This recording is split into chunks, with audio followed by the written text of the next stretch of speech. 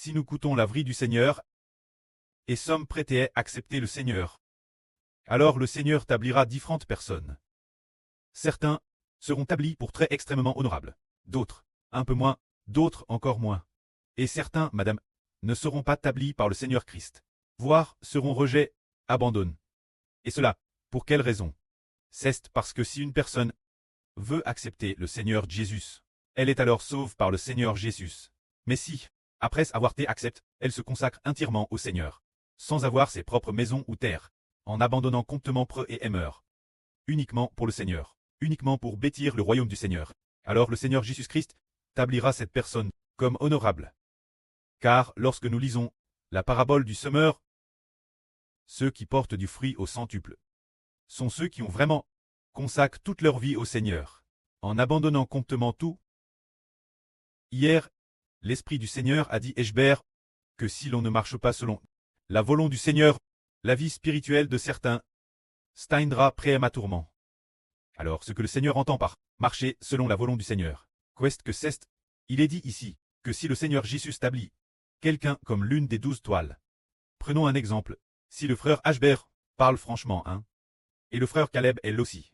Si notre Seigneur a déjà design le frère Caleb, comme le frère Judas de la tribu de Judas, mais que le frère ne veut pas se lever pour bâtir ensemble, et ne remplit pas son office, alors il ne sera pas établi comme honorable, car l'honorabilité, si le Seigneur l'établit comme honorable, c'est pour l'utiliser, un usage honorable.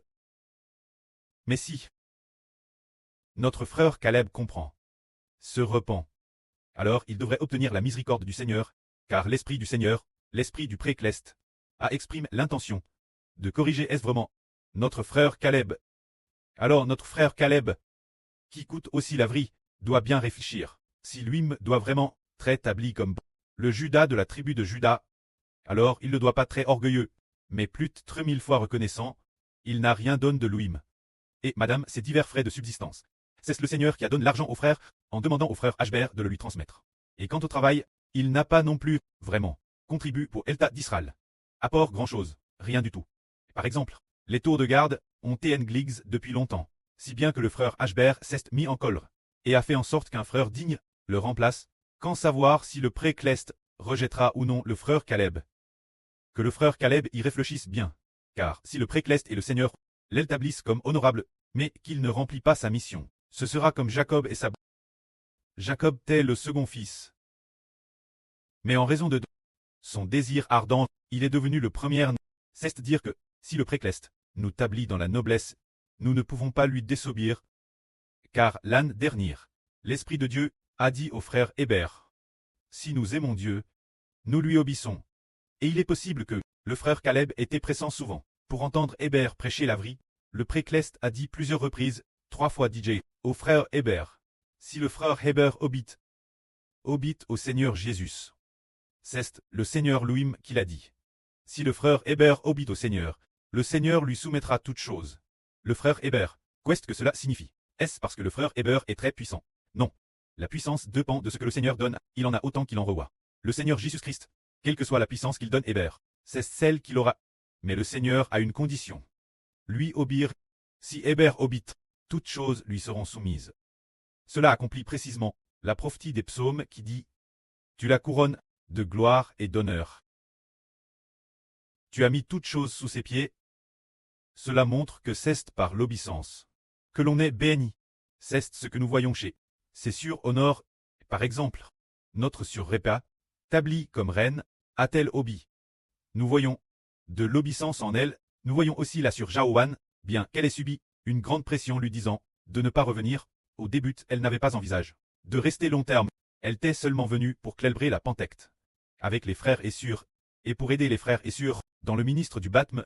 Puis elle prévoyait de repartir, mais l'esprit du prêt la pousse, rester, et elle est donc reste. Elle a voulu repartir plusieurs fois, mais un jour, l'esprit du prêt a dit, si tu repars, tu offenseras le Saint-Esprit. Rien qu'en y pensant, elle l'offenserait, elle n'est donc pas repartie. Elle a obéi, elle poc, elle n'était ni reine, ni mre de la patrie, mais elle t'est digé la lune. Cependant, parce qu'elle a obéi, elle est devenue la mre de la patrie. Après avoir obéi, elle est devenue reine. C'est ce que nous comprenons profondément. Et les frères Essur l'ont vu de leurs propres yeux. Si le frère Heber dit cela, c'est qu'il ne veut pas perdre ses fils spirituels, s'ils sont perdus.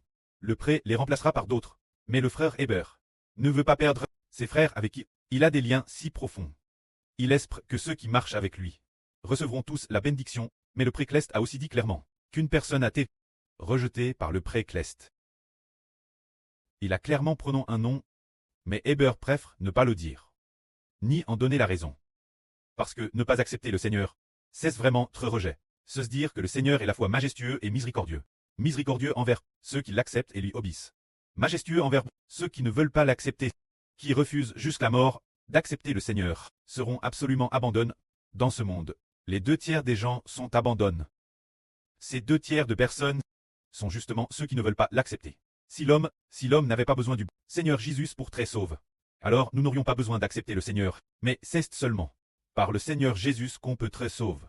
Ne pas accepter le Seigneur ne coûte la perdition. Car le Seigneur sauve qui il veut sauver. Car il a dit Eshber, je ferai grâce qui je veux faire grâce, et j'aurai compassion de qui je veux avoir compassion. Il l'a dit clairement ainsi, disant Ashber, je taille l'œuf bien haut. Car je ferai grâce qu'il je veux faire grâce, et j'aurai compassion de qui je veux avoir compassion. Alors si les frères et sœurs, ayant entendu le frère Ashber prêcher la vraie, mais refusent de venir malgré de multiples appels. Alors la fin c'est vraiment, je guerre sa propre vie. Toutes nos familles derrière nous, nos enfants, nos épouses sont dons par le Seigneur. Si on n'écoute pas, que le Seigneur les reprenne, et tout fait possible, ce ne sont pas des paroles en l'air. Et Ashber ne dit pas cela, comme une simple plaisanterie. C'est le Seigneur Jésus-Christ. Et l'esprit du pré-Clest qui est en lui, c'est dire que si une personne ne craint pas Dieu, comme par exemple Pharaon, est-ce que Dieu a... Parce que Pharaon avait un statut noble. Pas rien le fils de Pharaon. Non, parce que Pharaon cesse rebelle contre Dieu. Dieu s'est mis en colère et a pris les premiers reins de toute l'Égypte, les détruisant par la peste, et ainsi nous comprenons que Dieu est à la fois majestueux et miséricordieux. Miséricordieux envers ceux qui obéissent. Nous voyons ceux qui sont rendus nobles, qui en fait n'ont pas beaucoup d'instruction. Le frère Eshber l'a vu de ses propres yeux. Par exemple, il y a 3 sœurs qui sont toutes devenues nobles. Alors, qu'elles balayaient le sol, par exemple, là sur Shunlan, là sur Zilpa, et là sur Bilha. Elles balayaient tout le sol, sans grande instruction. Elles ont établi comme nobles, parce qu'elles voulaient ensemble bâtir Israël. Bien essert parmi les autres sûrs. Il n'y en a pas beaucoup qui soient nobles. Elles sont toutes de humbles conditions. Humbles, mais pouvoir devenir noble, c'est accepter le Seigneur Jésus. Pour devenir noble, ne pas l'accepter, ne pas vouloir, ou bien l'avoir accepté, et dire, Jai accepte. Je peux aussi retourner chez moi pour travailler. Eh bien, hier, nous venons de prêcher cette vrille. Disant, j'accepte le Seigneur, et je bêtise aussi le pays avec le frère Ashber. C'est pareil si je le bêtise en rentrant chez moi. Alors, nous sommes là, sur Bilha, a intéresse bon témoignage sur elle. Ce moment-elle, elle a dit, je vais faire la madame chose la maison. De toute façon faire cela la maison. Et plus calme, et de plus, je peux chanter aussi fort que je veux. Oh, attends, elle n'a pas coup non plus les exhortations de Heber. Ensuite, le pré-Clest est intervenu Louis-Meux. Le pré a béni les sûrs qui sont restés, et après les avoir bénis 2 fois. Notre sœur Bila a compris, et ceste confesse l'autel. Elle avait offensé le pré-Clest et le Seigneur, et dit des choses qu'elle n'aurait pas dire. Plus tard, elle est revenue. Après son retour, le pré-Clest n'a pas abandonné la sœur Bila. Au contraire, il a vu que la sœur Bila s'était repentie, et faisait de grands efforts pour remercier le pré-Clest et le Seigneur. Il a dit clairement que la sœur Bila avait vaincu, qu'elle était devenue la belle Bila. Dans un RVE, un petit garçon lui a dit. Elle a alors compris qu'elle avait obtenu et vaincu. 2 ou 3 mois plus tard, elle a entendu de ses propres oreilles dire que la sœur Bila est le grand général de la louange pour la protection du pays.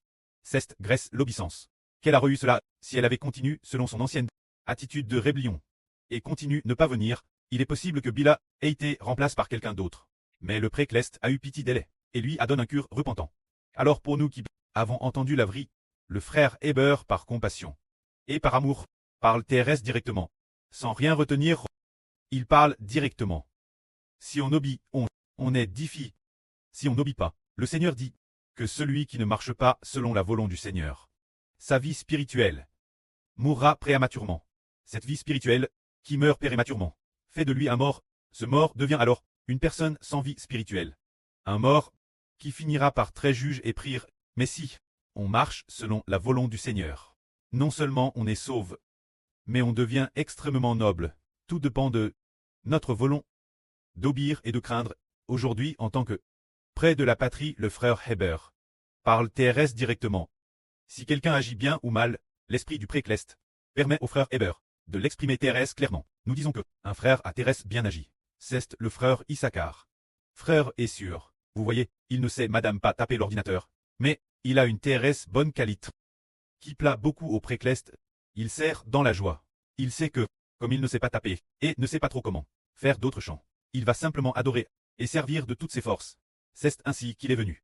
Sans jamais dire au frère Hébert qu'il voulait repartir. Jamais.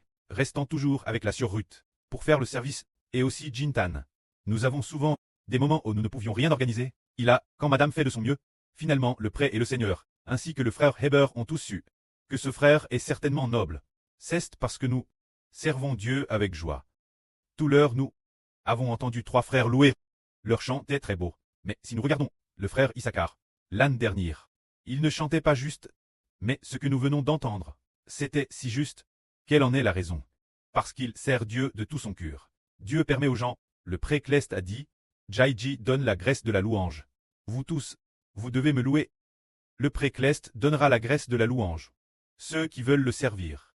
C'est dire que, l'origine, notre voix n'était pas bonne. Le frère Issachar ne savait pas du tout chanter, l'année dernière. Mais, quand on l'a digne pour trop de garde avec la sœur Ruth, il a simplement fait sa garde, sans qu'il s'en rende compte. Le précleste lui a donné la graisse de la louange. Ainsi nous comprenons que nous sommes bénis si nous obéissons. Si notre frère Issachar avait dit « Oh, je ne veux plus faire la garde, je ne veux pas trait de garde », eh bien, alors peut-être que la GRCS de la louange ne lui aurait pas te donne. Faisons en sorte de comprendre que tous ceux qui viennent servir Dieu sont bénis. Et ce soir, notre frère Hébert a également réprimant le frère Joseph et le frère Caleb, et a aussi également réprimant là sur Haha. Que ces 3 frères et sœurs corrigent leurs propres lacunes. Pour s'améliorer, alors ils pourront très bénis, mais s'ils ne coûtent pas, alors le précleste, bien qu'il ait promis la noblesse, les remplacera naturellement. Tout comme ceux qui devaient aller au pays de Canaan. L'origine Dieu l'avait promis, mais pourquoi ils ne sont-ils pas arrivés? Dieu les a remplacés par d'autres, tout en promettant toujours que certains atteindraient le pays de Canaan. Ainsi nous comprenons qu'il faut avoir de la crainte envers Dieu. Ne dites pas, oh, je vais certainement l'obtenir. Pour l'obtenir, il faut des actions qui le prouvent. Si l'on pense l'avoir obtenu, mais qu'en rentrant on n'y prête plus attention. Eh bien, si quelqu'un d'autre fait plus d'efforts, aime davantage, aspire davantage, le précleste lui prendra immédiatement la couronne qui t'est destinée, l'autre personne, pour la donner celui qui obéit. Tout comme la reine Esther. L'origine, c'était Vasti qui était reine. Mais comme elle a désobéi, le roi Assuérus, lui a retiré sa couronne de reine.